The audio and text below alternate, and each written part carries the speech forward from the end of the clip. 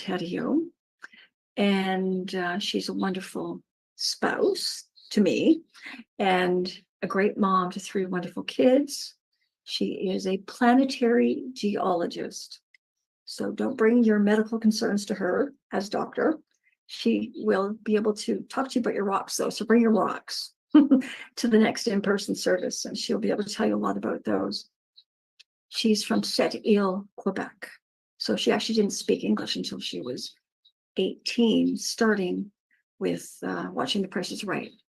So it's very interesting how television has supported many people in gaining a new language. She's excited to be speaking with us today about Shall We Dance? So I'm just going to let her tell you the rest, and we will go from there. Just a minute. Go.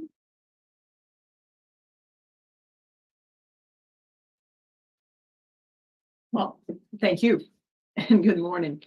It's definitely a pleasure for me to be here, and thank you for inviting me to talk again. I would like to start by asking you a question. Do you like line dancing? And really what I'm asking is show of hands, those of you that have experienced line dancing or that would like to try it. You can use your virtual raise hand button or just wave your hand if you'd like to try line dancing. Okay, good. Well, you're in luck because USCO is having a line dancing event in person and online in late September. So stay tuned. You're going to get your wish. But why am I really bringing up line dancing this morning? Well, line dancing has to do with following prescribed or dictated steps. And if you don't follow those steps, you stand out. I'm not so good at following prescribed steps or orders, so I often stand out. But truly, what's the problem here? For me, it's like this idea of having to relinquish control. I don't know about you, but I like to have control. I need control. And in fact, control is a fundamental need, just as much as acceptance and safety and security is. Control is a fundamental need. If you think of the pyramid of Maslow, those 5 layers, with the bottom one being physiological needs, for your survival, you have to have shelter, food, drink. Well, it goes all the way up to the top level, which is, you climb up to the self-actualization. Well, level 2 has to do with safety and security, and that's where you find control. It says that at level 2, people want to experience order, predictability, and control in their lives. So control is a fundamental need. How do we control? What do we control? I'm sure you are familiar with the saying, you can't control the wind, but you can adjust the sail. That saying is credited to the historian Berta Calloway in a book from 1998 called A Shining Thread of Hope, The History of Black Women in America. You can't control the wind, but you can adjust the sail. So you're going to agree with me, we can't control weather. As much as we would like to, we don't control weather. We don't control the past. And we don't control others' opinion. You cannot control others, and they cannot control you as much as you would like to control others. You can only coerce them to your ways or be coerced in theirs. There's still such a thing as free will. We have dominion over ourselves. But we do control our emotions, control our words, our response. I can control my self-awareness, how I treat others. We control the stories we tell the first time, but we might have to be careful that they don't end up controlling us afterwards into how we feel and we act. Let me quote Charles Fillmore, one of our co-founders from Unity, in his book, Keep a Truant from 1953, he states, the power to control his thinking is the highest gift given to man. So that's true. For sure, we can control our thoughts. What about the future? What about results? Can we control those? To illustrate the concept of control in relation to Unity teachings, fundamental needs, and levels of consciousness, I will use 3 styles of dancing. In addition, I will discuss what you will gain by letting go, releasing, or losing control. And that is losing control to the source of all control, God, the one power, one presence, the loving source. Shall we dance? Are you ready to lose control? Merle Fillmore, the other co-founder of Unity, her healing letters were published in 1936. And in one of them, she writes, Unity does emphasize control of the physical by the spiritual. But many of the things that we do and expect to control are not spiritual in the sense that they are in accord with God's laws and plans. The real control is in living according to the perfect pattern and law. Let's see if we can dance ourselves through that. I would like you to put in your mind Zumba dance. Zumba was created in the 1990s by dancer and choreographer Lucien, an aerobics instructor in Cali, Colombia. Oh, and by the way, Colombia. Did you know that Unity has several centers in Colombia? Anyway, for those of you that have not experienced Zumba, it's essentially a one person in front of a bunch of people, leading them into movement and exercises along dynamic music. I was blessed to have tried Zumba. My oldest daughter, a few years back, was in college and she was enrolled in Zumba classes. And she enjoyed them so much that she invited myself and her younger sister to join her for one class. And I looked at her and I said, don't you know how I deal with line dancing? Not very good at following instruction. I don't think Zumba is for me. And she said, but it's so much fun. You have to try it. I said, oh, fun? I'm in. So my daughters, the two of them, and myself joined this class this one night. So imagine you get into this room, and it's a big room, and this one wall is full of mirrors, and you're facing that. And the instructor is actually back to that mirror facing us. And there's about a dozen of us spread in this room because, we're going to be jumping and dancing and making moves. So we have to allow for space around ourselves. And the idea is that as she's facing us, we are to mirror her moves on the music. And so when she goes right, we are to go left. Yes, let's see how Anne did with that. So the instructor press on the music and she starts her movement. She goes right, I go right. Because in my brain, she's going right, so I go right. So here I am now doing the opposite of everybody else around me. What happens? Now I feel embarrassed and I can't really follow all these moves. They're a bit too fast for me anyway. So now I'm getting silly because I'm trying to hide my embarrassment. And now what am I doing is I'm competing for control because I feel that I am now losing my self-esteem. I feel that I don't belong. I'm not being accepted, right? People are judging me. Well, what's that? That has to do with this idea of control, to protect my ego, to have that need of belonging and that need of esteem. That's on that Maslow pyramid, are level 3 and 4. Level 3, love and belonging, and level 4, self-esteem.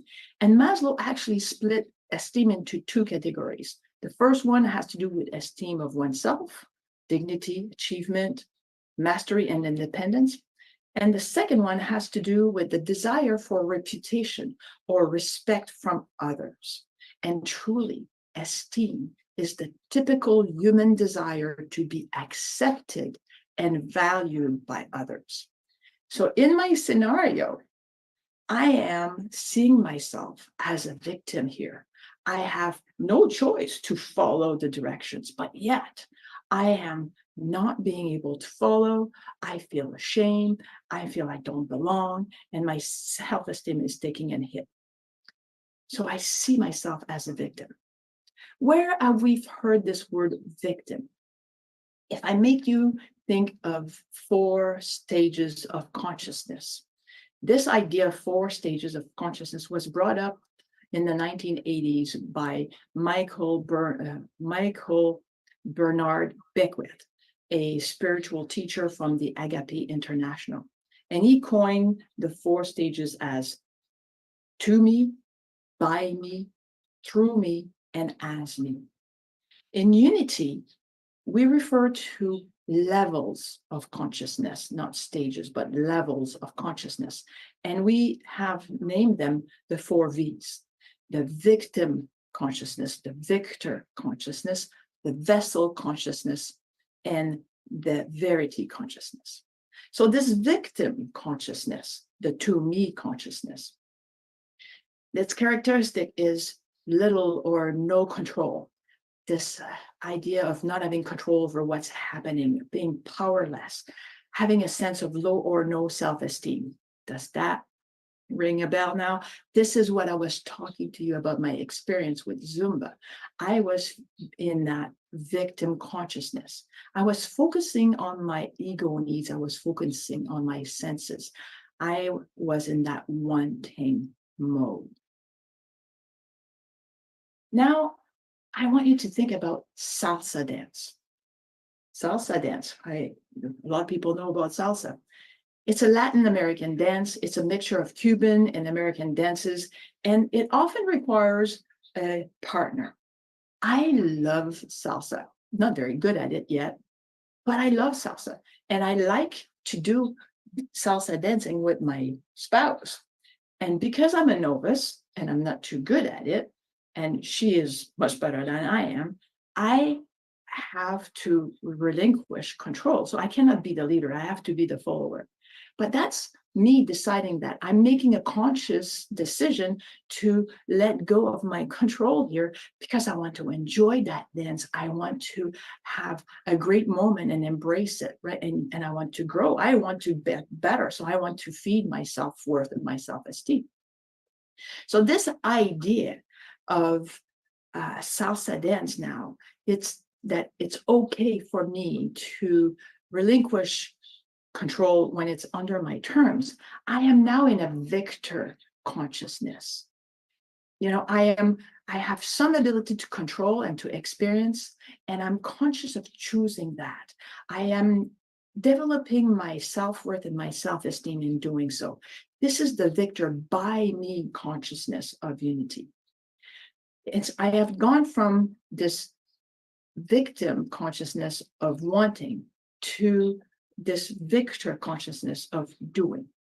What I find interesting is that in this book, Heart-Centered Metaphysics, Paul Hasselbeck, who's a very well-known unity minister, wrote that in order to be a victor, there must be a victim.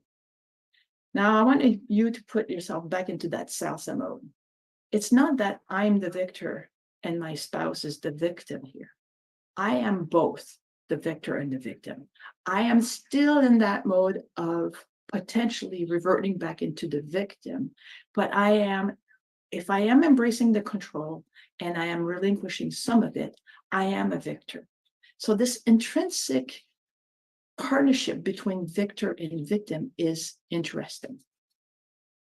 Now, I would like you to think of freelance style, freestyle dancing. Like, you know, when you're free to dance and to do the moves that you want. Imagine your favorite music to dance to and see yourself dancing, moving to the sound of the music. And you're moving to the beat, right? And you don't care about what people think and what you look like. You're embracing your expression of this music, and you are just feeling it, and you are expressing it. That is self-actualization, is allowing that to happen. We're now at that, we've done that climb, we're at that fifth level of Maslow's fundamental needs. This idea of fulfillment, self-fulfillment. I am choosing to let go. I am choosing to embrace. And to quote a lesson from Unity's correspondence school, you have to realize that when Unity started way back, it was a correspondence school. It was sending out lessons to people by mail. And in one of those series, the second series, lesson 10, has to do with will and understanding. And here's what it says at one point. Giving up to the will of God is not a negative process. It consists in accepting one's deepest and truest impulses as the will of God and giving these impulses expression. So you see this idea of freelancing, that dance, that you're actually allowing for those true deepest impulse in you to come up. That's good. The divine will is always good, is only good. So you can allow and let go. So we've gone from a space of desire, wanting, doing, and we've gone to this acceptance stage, which is allowing and embracing and surrendering. This is vessel, in me as me consciousness, and verity consciousness.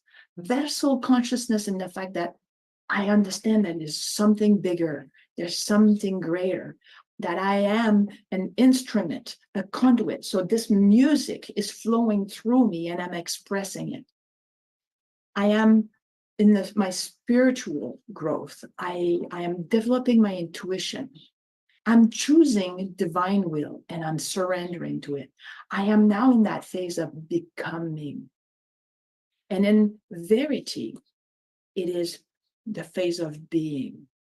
In that lessons on will and understanding, it states that yet this renunciation of limited concepts of self can be and must be made before man can enter into the realization of what the will of God is.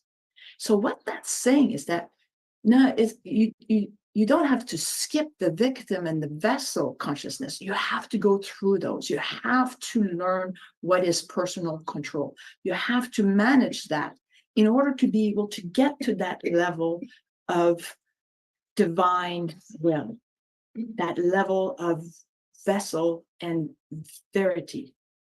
And actually, Unity teaches that as spiritual beings, we have control over our powers and their expressions. The problem is that we often forget and we do not recognize and accept or use our right to control our powers. And that's when adverse conditions form in our body or in our affairs.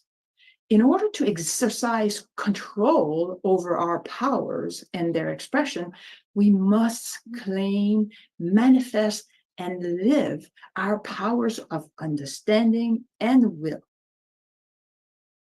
We have to recognize and acknowledge our Christ consciousness by practicing denial, affirmation, meditation, prayer, and aligning our thoughts with the Christ mind. So now we're in this verity is me consciousness, Christ consciousness, this unification, right? Being one with the music, being one with oneness. There's no more the music in me. There's no more the one power, one presence in me. It's us. It's that being.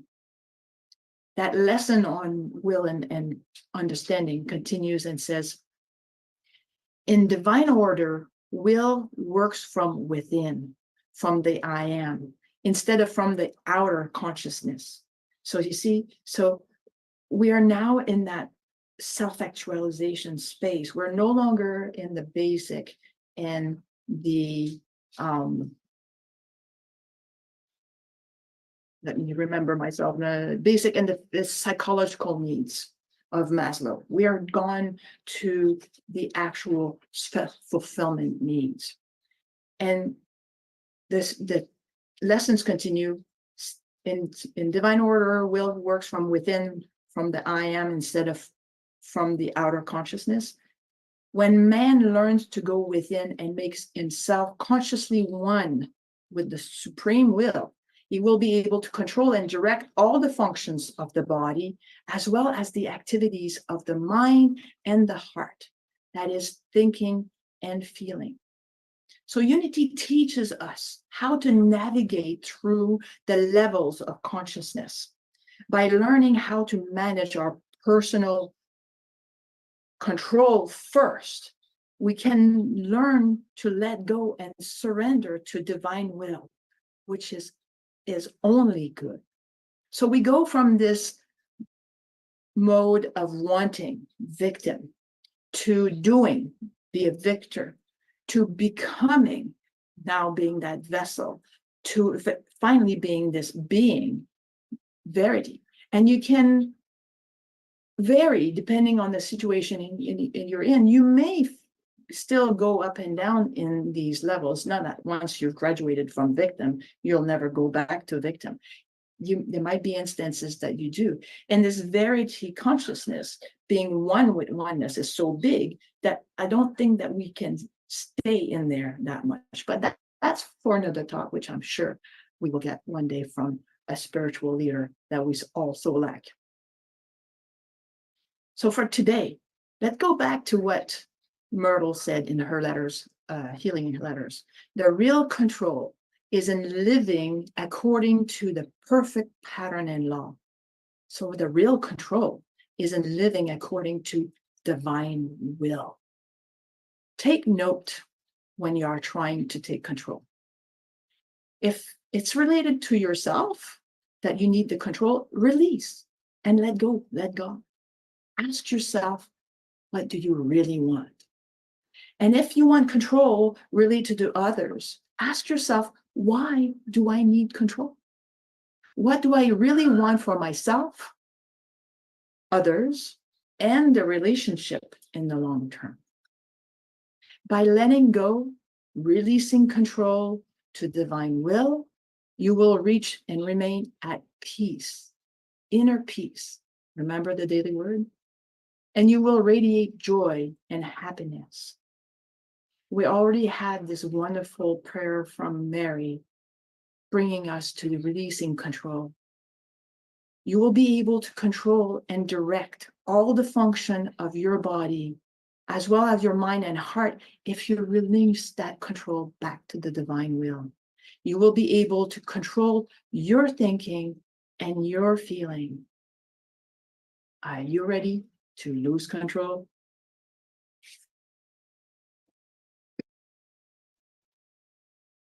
Thank you, Anne. That was wonderful.